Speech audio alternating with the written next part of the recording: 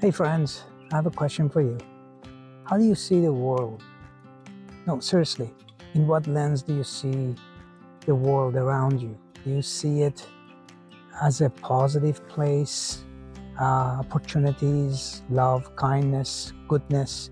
Or do you see it mostly struggle, pain, resentment, challenges, hardship? And it does make a difference. So here is what science and the social psychologist has come up and seen that those of us who see the world through the lens of pessimism, it is how we have developed throughout our lives, especially throughout childhood. So here's a question for you again. If you have to be honest with yourself, if you are seeing the world in a negative way, through your lens, that you see, wake up in the morning and everything is crap, what you see or what you feel is that everything is going to go wrong. Well, guess what? According to the science, you're right, it will go wrong. That's the beauty of it. But here's the good thing about now knowing this, that you can actually change that in a literal way, in a physical way. And the challenge is this: you wake up in the morning and you tell yourself you're going to have a good day, and you start looking for positive things that you see, and you name them. You actually verbalize the positive things. So you wake up in the morning, you're taking a shower maybe. Okay, isn't that a nice thing to have a hot water coming down? Or unless you take cold shower, that's great too. But water, that's amazing. There are places in the world people don't have water. Food, when you eat, isn't that a good thing? So many good things are around you. You just have to open up your eyes and see that. Now, here's the thing: when you are positive, you see positive things. When you are negative and you have a negative mindset, what you see around you is all negative. And you know, the first question I asked the question that, do you see the world positive or negative? How do you see the world? Well, here's the things. The thing is that you're right, regardless of how you see the world, because it's through your lens, no one else's. So both of us can sit and look at some scenery or some events, and for one is pain, the other one is joy.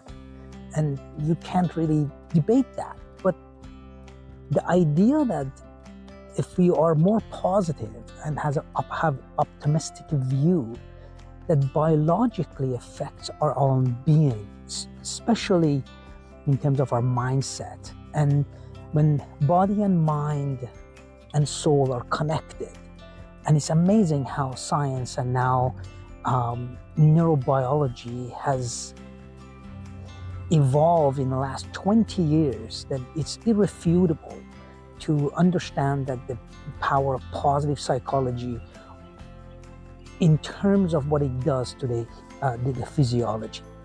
So when you are negative, when you are pessimistic, when you see the negative things in everything, when you are nitpicky, first of all, there is a foundational thing that is happening. The chances are you picked that up as adaptive behavior when you were a kid.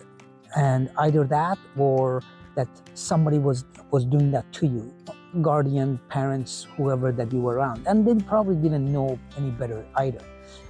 But now that you are aware, you do know this, change that for better, and see how you improve your well-being in every way. When you feel better through this, you can do more, you become more creative.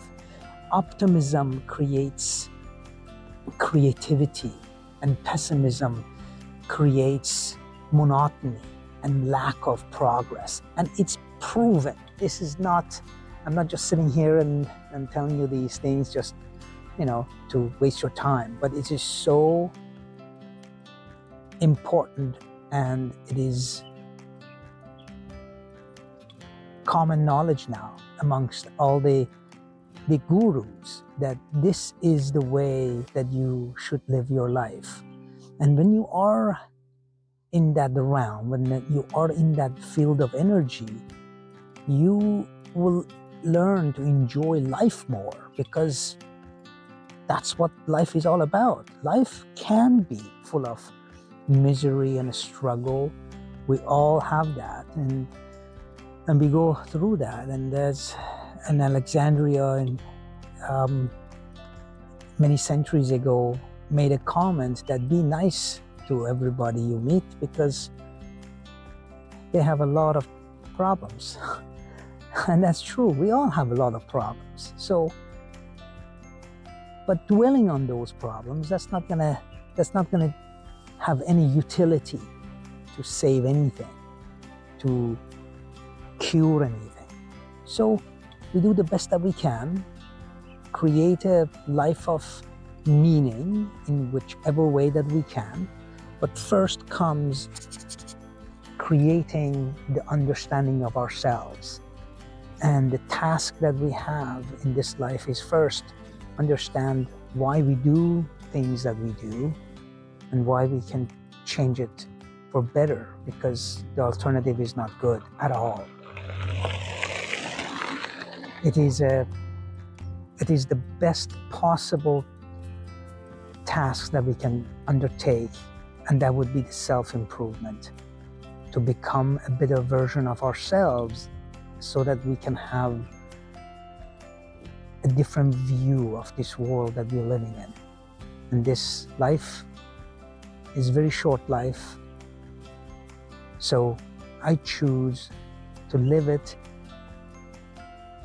in the most meaningful and content way, and through daily practice of gratitude and understanding and positive mindset and growth mindset, I can achieve that. I hope you think about that question I asked you, and I hope you sit with it and be honest with yourself and do what you need to do. Do what you need to do to change it for better, so that you can change your world. Until next time, be well.